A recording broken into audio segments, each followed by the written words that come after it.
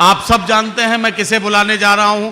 محترم ڈاکٹر راحت اندوری صاحب پڑھ کے گئے ہیں تو انہی کے 4 مصرے پڑھ کے صدر علی وقار سے گزارش کرتا ہوں کہ یہ الگ بات کے خاموش کھڑے رہتے ہیں، پھر بھی جو لوگ بڑے ہیں وہ بڑے رہتے ہیں. ایسے درویشوں سے ملتا ہے ہمارا شجرہ جن کے قدموں میں کئی تاج پڑے رہتے ہیں. جناب منور رانا صاحب آج کے صدر علی وقار ایسے نہیں، اسٹینڈنگ اوویشن میں نوجوان ساتھی استقبال کریں گے صدر علی وقار کا، اور میں ان سے بہت ہی ادب کے ساتھ گزارش کروں گا کہ وہ برائے کرم مائک پر تشریف لائیں اور اپنے کلام سے اور خطبہ صدارت سے لائیں.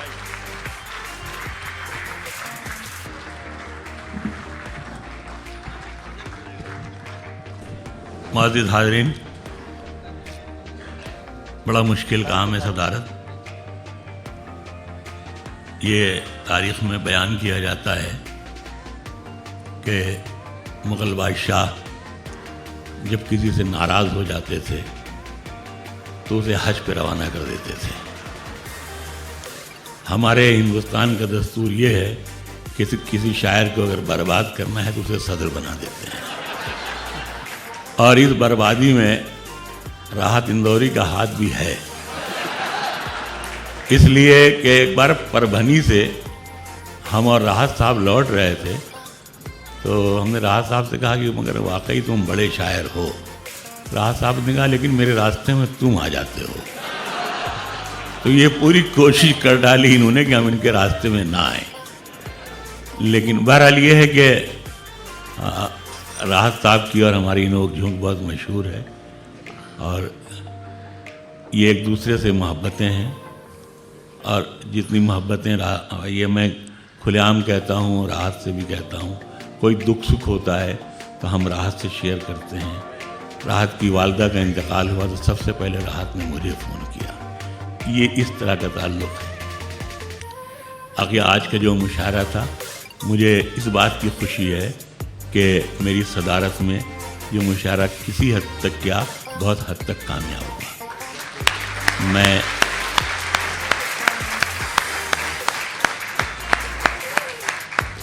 میں تمام شعراء کو مبارکباد دیتا ہوں کہ انہوں نے اپنے بہترین کلام سے بمبئی کے اس تاریخی مشاعرے کو اس لائق بنا دیا ہے کہ ہر سال اس مہینے میں لوگ اس مشاعرے کا انتظار کریں گے. میں آپ لوگوں کا تہہ دل سے شکر گزار ہوں. اور صدارت میں اتنا کلام پڑھ لیا جاتا، اتنا سن لیا جاتا ہے کہ پھر آدمی سنی ہو کے رہ جاتا ہے، اس میں کچھ ہمت نہیں رہتی ہے. لیکن بہرحال جو میں مشاعرے میں ہوں تو کچھ شعر سنا رہا ہوں. راحت صاحب جی داد دیجیے گا، آپ داد دیں نہ دیں، لیکن میں شاعر بہت بڑا ہوں.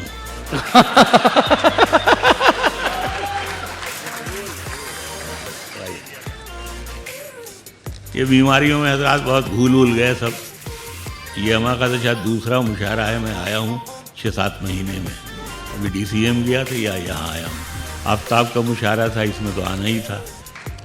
تو کچھ شعر میں ظاہر سی بات ہے الگ الگ لہجے ہیں. یہ شعر جیسے میں کہتا ہوں مطلب ان بچوں کے لیے ہے جو ہمارے بیٹوں کی طرح ہیں، چھوٹے بھائیوں کی طرح ہیں، یہ ان کے لیے ہے. جی ہوتا یہ آیا ہے یا یہ ہو رہا ہے، ہمارے سماج میں خرابی آ گئی ہے کہ یہ میں بتانا چاہتا ہوں کہ جو ہمارے بزرگ ہیں اگر ہم ان کو سنبھال کے رکھتے ہیں، ڈرائنگ روم میں رکھتے ہیں تو وہ اینٹک کہلاتے ہیں. لیکن اگر انہیں ہم کمرے کے کسی کونے میں دفن کر دیتے ہیں تو وہ کباڑ کہلاتے ہیں. تو میں اپنے بچوں کو یہی سکھانا چاہتا ہوں کہ آپ کے بزرگ جو ہیں وہ آپ کا اینٹک ہیں، آپ کی سلامتی ہیں. ایک مطلب میں عرض کر رہا ہوں. اچھا مطلب یہ ہے، مطلب وہی کہہ رہا ہوں جو میں اپنے بیٹے سے کہتا ہوں.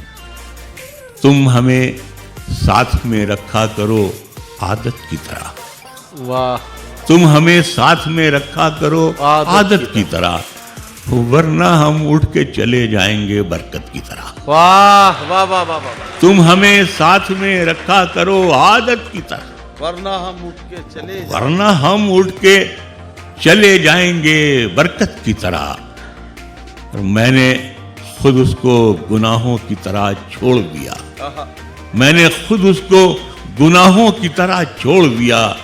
وہ مجھے چھوڑنے والا تھا عبادت کی طرح. واہ واہ واہ. وہ مجھے چھوڑنے والا تھا عبادت کی طرح. ایک لفظ ہے عدت. جو لوگ ہمارے غیر مسلم ہیں وہ اس سے واقف نہیں ہیں. تو انتقال کے بعد، شوہر کے انتقال کے بعد یا طلاق کے بعد 3 مہینے 13 دن عورت بالکل الگ تھلگ کنارے میں گھر کے کسی کونے میں رہتی ہے. اسے میں نے مطلع بنایا ہے، لفظ عدت اسے کہتے ہیں. اور ہم کوشش یہی کرتے ہیں کہ ایسے الفاظ گرے پڑے ہوئے ان کو ہم اٹھانے کی کوشش کریں. ہاں، اس کے لیے معافی. ایک تو دیکھ رہے ہیں آواز میری بڑی گرفتہ ہے، تو حالانکہ ایسی بوتل جب راحت صاحب لے کے بیٹھتے تھے تو لوگ سمجھ جاتے تھے، لیکن ہم اگر لے کے بیٹھے ہیں تو لوگوں کو معلوم ہے کہ نہیں یہ ٹھیک ٹھاک ہے. وہ انور ندیم کا ایک شعر ہے کہ زندگی پیار بھری میں نے یقیناً جی ہے، لوگ پیتے ہیں تو لگتا ہے کہ میں نے پیے. تو بہرحال میں عرض کر رہا ہوں مہاجر نامہ. یہ موقع، یہ زمانہ بھی جیسا ہے کہ جیسا راحت صاحب نے بھی کہا کہ جو تقسیم کے زخم نے آج بہت اچھا شعر سنایا. چار تن کے چونچ میں تھے وہ 4 دانے ہی رہے، 4 دانے. بہرحال میں عرض کر رہا ہوں تھوڑا سا، میں 2 منٹ کے لیے میں بتا دوں کہ اس کی وجہ کیا تھی. وجہ صرف یہ تھی کہ جب میں ایک بار پاکستان گیا مشاعرے میں 2006-07 کے بعد، تو میں گیا ہی نہیں، گھٹنے اٹھنے ٹوٹ گئے. تو وہاں ایک صاحب نے مجھ سے کہا کہ رانا صاحب آپ کو کل چلنا ہے حیدرآباد سندھ. میں نے کہا یار میں چل نہیں پاتا ہوں ٹھیک سے، میں نہیں جا پاؤں گا. انہوں نے ضد کی نہیں صاحب پچھلے سال بھی آپ نہیں گئے تھے. میں نے کہا نہیں، آئی ایم سوری، میری طبیعت ٹھیک نہیں ہے. وہ کہنے لگے رانا صاحب دیکھیے آپ کو جتنے پیسے آج یہاں مل رہے ہیں اس سے دگنا چوگنا ہم آپ کو دیں گے، لیکن آپ کو چلنا پڑے گا. میں نے ان سے کہا کہ یہ آپ نے بہت بری بات کہی، آپ نے مجھے بازار بنا دیا. میں آپ کا پڑوسی ہوں، آپ کا مہمان ہوں، ممکن ہے کہیں سے آپ سے رشتہ داری بھی نکل آئے. یہ آپ نے کیسے کہہ لیا تھا؟ وہ بھی شرمندہ ہوئے، انہوں نے سوچا شاید ہم نے غلط بات کہی، اور فوراً انہوں نے معافی مانگی. میں نے بھی سوچا بقول شاعر جمالی کہ ضرورت آخری منزل پہ گھنگرو باندھ لیتی ہے. تو میں نے سوچا کہ نہیں، اب ان کو لے جانا تھا مجھے، اس لیے ایسی بات انہوں نے کہی. جب میں لوٹ کر اسٹیج پہ آنے لگا تو میں نے 2-3 شعر کہے. پھر میں نے پوری ایک کتاب ہی میری مہاجر نامہ آئی، جو ہے اردو میں، ہندی میں، بہت زبانوں میں. تو بہرحال پھر میں نے کچھ شعر کہے. تو میں نے آ کے وہاں میں نے وہ شعر پڑھے اسٹیج پر. اسی وقت میں نے کہا اس میں یہ شعر جو ہیں میری طرف سے ان صاحب کے لیے ہیں جنہوں نے بھی میری بولی لگائی تھی، اور مہاجروں کی طرف سے پاکستانی حکومت کے لیے ہے جو یہ سمجھتی ہے کہ وہ پاکستان جا کے 4 پیسے ان کے پاس ہوئے ہیں. وہ ہندوستان کے امیر زادوں میں سے جو پاکستان جا کے برباد ہو گئے، اپنے آپ کو نقصان پہنچا لیا. یہ تھا بات. مطلب یہاں سے شروع ہوتا ہے، جہاں بہت تھوڑے سے شعر یاد ہیں. مہاجر ہیں مگر ہم ایک دنیا چھوڑ آئے ہیں. مہاجر ہیں مگر ہم ایک دنیا چھوڑ آئے ہیں. تمہارے پاس جتنا ہے ہم اتنا چھوڑ آئے. واہ واہ واہ. مہاجر ہیں مگر ہم ایک دنیا چھوڑ آئے ہیں. تمہارے پاس جتنا ہے ہم اتنا چھوڑ آئے ہیں. کئی آنکھیں ابھی تک یہ شکایت کرتی رہتی ہیں. کئی آنکھیں ابھی تک یہ شکایت کرتی رہتی ہیں کہ ہم بہتے ہوئے کاجل کا دریا چھوڑ آئے. واہ واہ واہ. کئی آنکھیں ابھی تک یہ شکایت کرتی رہتی ہیں کہ ہم بہتے ہوئے کاجل کا دریا چھوڑ آئے ہیں. اور شعر یہ ہے کہ شکر اس جسم سے کھلواڑ کرنا کیسے چھوڑے گی. شکر اس جسم سے کھلواڑ کرنا کیسے چھوڑے گی کہ ہم جامن کے پیڑوں کو اکیلا چھوڑ آئے.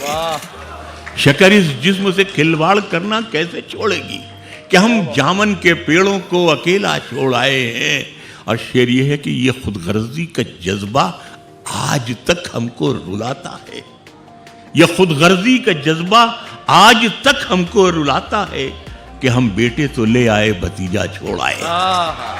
یہ خود غرضی کا جذبہ آج تک ہم کو رلاتا ہے کہ ہم بیٹے تو لے آئے بھتیجا چھوڑ آئے ہیں. اور دیکھیں اس میں اس شعر میں ترکیب کہ بھتیجا چھوڑا کہ ہم بیٹے تو لے آئے بھتیجا چھوڑ آئے ہیں واہ واہ واہ واہ اور بھتیجی اب سلیقے سے دوپٹہ اوڑھتی ہوگی بھتیجی اب سلیقے سے دوپٹہ اوڑھتی ہوگی وہی جھولے میں ہم جس کو ہمکتا چھوڑ آئے ہیں اور ہماری اہلیہ تو آ گئیں ماں چھٹ گئی آخر ہماری اہلیہ تو آ گئیں ماں چھٹ گئی آخر کہ ہم پیتل اٹھا لائے ہیں سونا چھوڑ آئے ہماری اہلیہ تو آ گئیں ماں چھٹ گئی آخر واہ واہ کہ ہم پیتل اٹھا لائے ہیں سونا چھوڑ آئے ہیں وہ بیٹھک ہاں وہی اقبال میاں دیکھیے گا زمانہ آپ دہلی والے ہیں وہ بیٹھک ہاں وہی بیٹھک ارے ہاں ہاں وہی بیٹھک واہ واہ وہ بیٹھک ہاں وہی بیٹھک ارے ہاں ہاں وہی بیٹھک وہی تو جلد بازی میں وہ حقہ چھوڑ آئے ہیں واہ وہی تو جلد بازی میں وہ حقہ چھوڑ آئے ہیں جو ایک پتلی سڑک اناؤ سے موہان جاتی ہے وہیں حسرت کے خوابوں کو بھٹکتا چھوڑ آئے واہ جو ایک پتلی سڑک اناؤ سے موہان جاتی ہے وہیں حسرت کے خوابوں کو بھٹکتا چھوڑ آئے ہیں اور تو ہم سے چاند اتنی بے رخی سے بات کرتا ہے ہم اپنی جھیل میں ایک چاند اترا چھوڑ آئے ہیں واہ واہ واہ تو ہم سے چاند اتنی بے رخی سے بات کرتا ہے واہ واہ ہم اپنی جھیل میں ایک چاند اترا چھوڑ آئے ہیں اور شعر یہ ہے کہ یہ 2 کمروں کا گھر اور یہ گزرتی زندگی اپنی وہاں اتنا بڑا نوکر کا کمرہ چھوڑ آئے وہاں اتنا بڑا نوکر کا کمرہ چھوڑ آئے ہیں محرم میں ہمارا لکھنؤ ایران لگتا تھا محرم میں ہمارا لکھنؤ ایران لگتا تھا مدد مولا حسین آباد روتا چھوڑ آئے مدد مولا حسین آباد روتا چھوڑ آئے ہیں ہمارے اتر پردیش میں ایک جگہ ہے بھدوہی وہ کارپیٹ بنتی ہیں پاکستان ہماری ہتھیلی بھر ہے لیکن غراتا بہت ہے شعر دیکھیں میں نے بنایا ہے کہ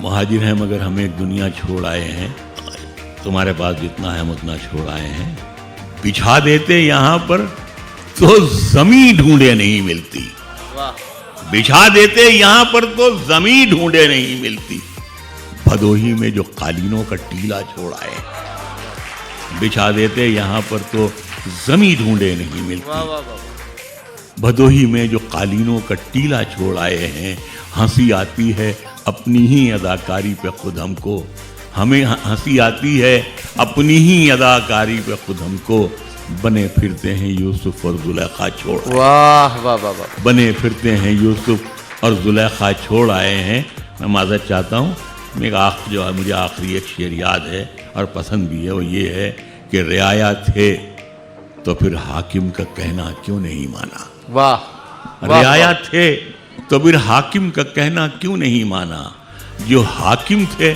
تو کیوں اپنی رعایا چھوڑ آئے واہ واہ واہ واہ جو حاکم تھے تو کیوں اپنی رعایا چھوڑ آئے ہیں مہاجر ہیں مگر ہمیں ایک دنیا چھوڑ واہ آئے واہ واہ ہیں واہ تمہارے پاس جتنا ہے ہم اتنا چھوڑ آئے ہیں واہ معزز حاضرین صدر مشاعرہ کی حیثیت سے میں اس مشاعرے کے اختتام کا اعلان کرتا ہوں بہت شکریہ۔ اور آپ حضرات کا شکریہ